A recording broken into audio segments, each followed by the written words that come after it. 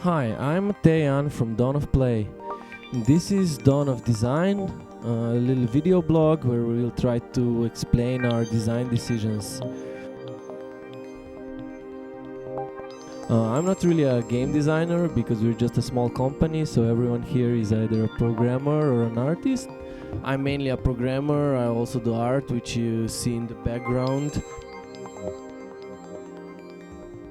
But before I started working here 2 years ago, I was actually a reviewer of games at a major local magazine in our country.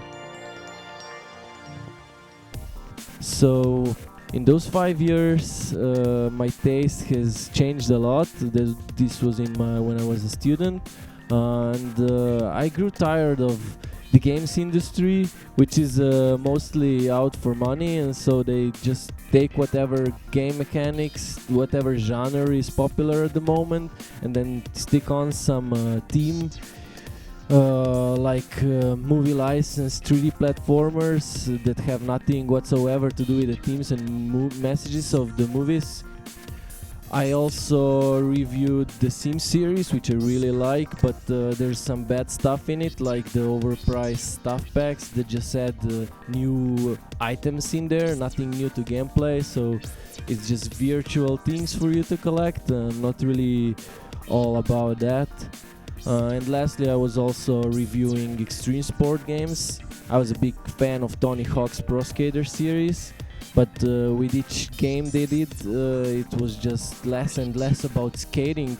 It was just adding new trick combinations, and it was like a stupid arcade game, had nothing to do with skating. But from all this reviewing, I just had enough of constantly bitching about the games, and while I could be making my own do a real difference, so I quit.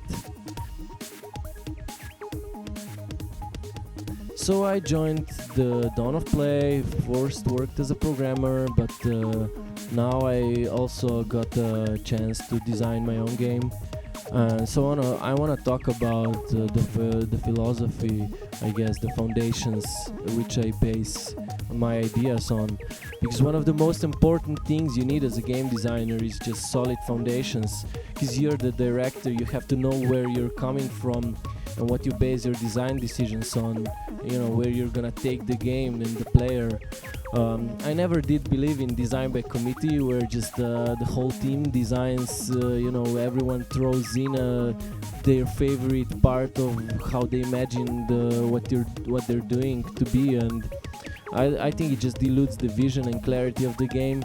I like the movie approach more, where you just have one director or maybe a pair like the Wachowski brothers in The Matrix. I think it should be the same in game design, because you have to have the big picture in front of you. So when I set out into the business of making games, for this reason, I first took some time to reflect on all I've experienced so far, all the games I played, and really ask myself, why do I want to make games and what kind? So in the student years, when my interest in life expanded on many different horizons, most games the industry threw out, they just didn't catch my attention anymore.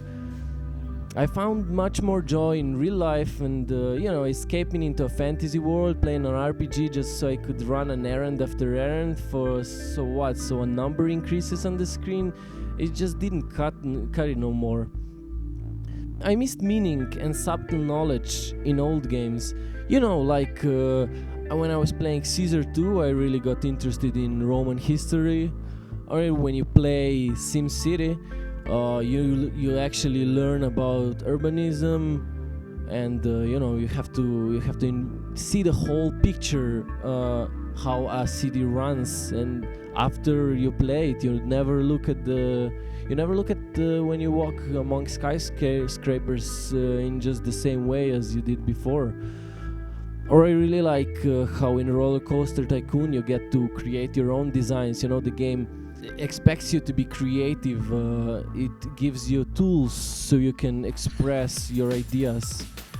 So when I looked at all my favorite games, I drew a line, and the common thing all these games have is creation, and creation is what I base my games on. It's not the only thing, because I'm also like I'm a big retro gamer. I'm a fan of like smaller to the core hardcore games. Like if you have iPad right now, check out Forget Me Not is a great example. Or just games that are imaginative, like Shadow of the Colossus. It's not about creation; it's about destruction, the opposite. But it gives you emotion. It has emotional value when you play. It's not just about story and like kill him and you get points. It's you experience something when you do that.